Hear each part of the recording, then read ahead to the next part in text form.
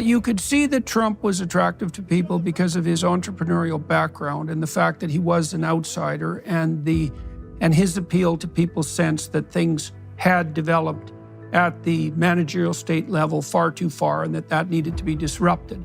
But Trump was lacking, arguably, in political experience and potentially in administrative skill, although he had been at the head of multiple successful enterprises, and so obviously had some administrative skill.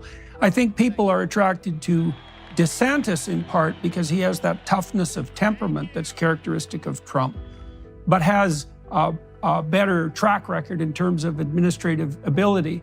And your claim is that you have an interesting intersection of all those abilities, right? There's an entrepreneurial ability, there's an administrative ability, but then there's also that legal depth in relationship to your understanding of constitutional principles that gives you an additional edge. There's just one more dimension to this that I think is important. As I was hearing you summarize this, and I just wanted to pause because I think it might actually be the most important of all, is I do think there is a fundamental difference between either running an enterprise or even running a state as a governor.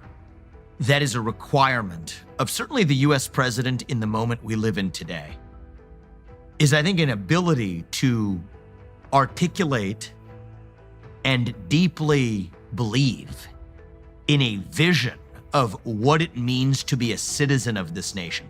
So take everything you laid out. Yes, I think you summarized it beautifully, but I think that is in some ways insufficient. It's a little bit still too small, because I think that's still like a resume test. And we all are, Trump, DeSantis, myself, and we're in the top 3 now in the Republican national polling, but the others 2 I would put in the same category, interviewing for a job with the American public. So, I feel like I'm in a job interview with the American public, so are the others. We should treat it that way and not take the public for granted. So that's why I'm treating this like an interview.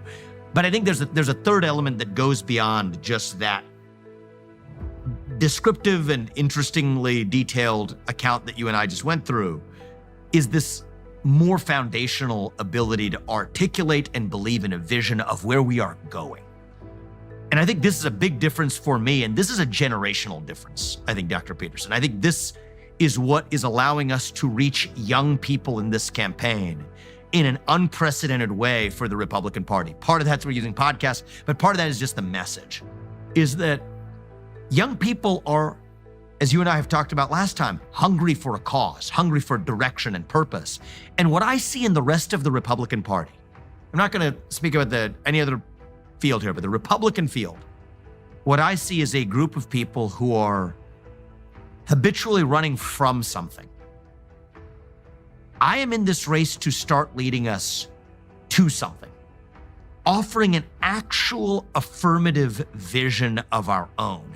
And I think we badly require that in this moment in our national history. So to take everything we talked about, the competence, the diverse skill set from being enterprising to having deep knowledge of the law, on actually the unprecedented detail we've laid out on how to reorganize and gut the administrative state, all of that. But I think the missing fuel that will allow me to see that through, but also revive a missing national identity, is having a clear answer to the question of what it means to be an American. We talk about the American Revolution. What were those ideals of the American Revolution? How do we revive them in the present?